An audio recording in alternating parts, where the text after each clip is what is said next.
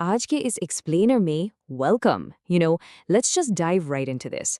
Have you ever actually wondered why we act the way we do? Today we're going to totally deconstruct the complex, really fascinating layers of human personality, and we're doing it through the lens of one of psychology's absolute founding figures. So, I want to ask you a very direct question right off the bat. What makes you, you? Seriously, pause for a second. Think about it. What is that exact unique mix of habits and quirks and reactions that form your individual identity? I mean, why is it that two people raised in the exact same environment can turn out so completely different? Well, consider this massive number for a second. 17,953. No way, right? But back in 1936, psychologist Gordon Allport and his colleague Henry Odbert literally combed through an entire unabridged English dictionary, and they found nearly 18,000 words describing human behavior and personality. It's like a giant puzzle. They eventually whittled that huge list down to about 4,500 trait-like words. And that meticulous study, that became the real empirical foundation for how we understand human traits today. Okay, here's our roadmap for today. First, decoding human personality. Then we'll look at cardinal traits, which are our ruling passions, followed by central traits, the building blocks. After that, secondary traits, our situational habits, and finally, the mature adult personality. Section 1. Decoding human personality. The foundation of Allport's psychological approach. You see, unlike a lot of other psychologists in his era who focused purely on the unconscious past or just on mechanical behavioral responses, Allport believed our personalities are real, observable things. They're actual, measurable structures inside us. He captured this in his 1938 definition, calling personality the dynamic organization within the individual of those psychophysical systems that determine his unique adjustment to his environment. Okay, I know, it's a bit of a mouthful, but simply put, psychophysical systems basically means that your personality is driven by both your mind and your body working together. It's your psychology interacting dynamically with your physical nervous and endocrine systems.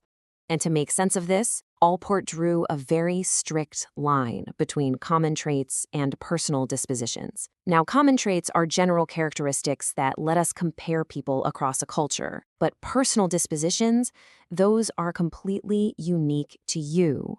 They are the true, individual fingerprints of your personality that literally can't just be broadly compared to everyone else. Moving to our first tier, cardinal traits, the ruling passions. This is the rarest tier of the personality hierarchy. At this top tier, traits are actually considered extremely rare. A cardinal trait is basically a dominant master controller characteristic. Think of it as an overriding obsession or a core patron, an identity that dictates almost all of a person's activities, their attitudes, and their purpose.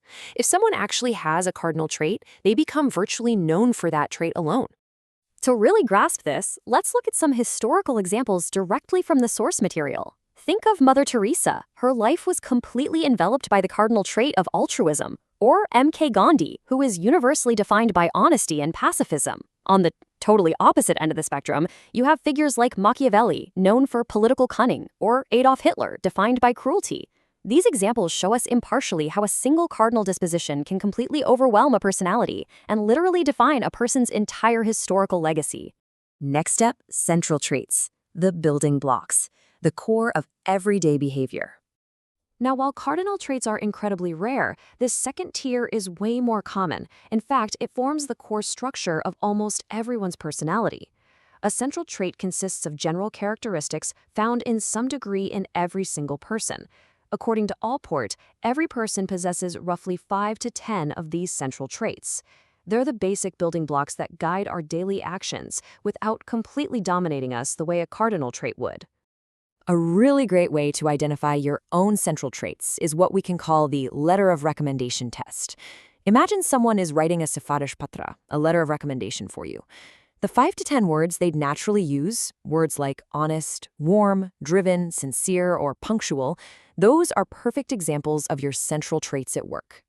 Down to the third level, secondary traits, the situational habits, the bottom tier of human complexity. Peeling back this final layer of the personality onion, we find secondary traits. These are much less generalized and way less consistent. They're characteristics seen only in certain specific circumstances. Basically, they're situational or circumstantial habits that might even completely contradict a person's usual demeanor. And honestly, they prove just how incredibly complex and adaptable humans actually are depending on their environment. Here are some highly relatable examples from the text. Think about your varying food preferences depending on the time of day, or maybe your strong, kind of random loyalty to a particular clothing brand. Or consider a child who is usually super aggressive on the playground, but acts completely quiet and timid in front of a specific teacher. These secondary traits are triggered by a very narrow range of stimuli. So, let's see how this all builds together into a complete picture. Here's the trait hierarchy in action. First, you have cardinal traits, which, if present, dominate the entire identity. Second, central traits, shaping your daily, consistent behavior. And third, secondary traits, which react to specific, temporary situations. Together, these three levels form a holistic, uniquely weighted blueprint of exactly who we are. And finally, the mature adult personality, Allport's vision of psychological health. To wrap up our journey today, Allport coined the term proprium to describe the core of our identity. And he firmly believed that a truly healthy personality is much more than just the absence of psychological issues. He outlined these beautifully optimistic characteristics of a mature adult. They show self-extension, which means a genuine, deep interest in others. They possess self-objectification, basically the insight to see their own limitations, and a philosophical sense of humor, so they can actually laugh at themselves. They engage in warm relating, forming really deep, empathetic bonds. Plus, they maintain a realistic perception of the world, emotional security, and, most importantly, a unifying philosophy of life to guide them. So, as we wrap up this explainer, I really want to leave you with a challenge. Which tier of traits truly defines you?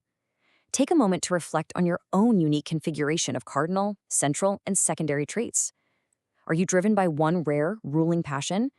Or are you perfectly balanced by your central building blocks? The real beauty of Allport's theory is that it absolutely honors your uniqueness. Keep exploring your own psychological blueprint, and hey, thanks for taking this journey with me today.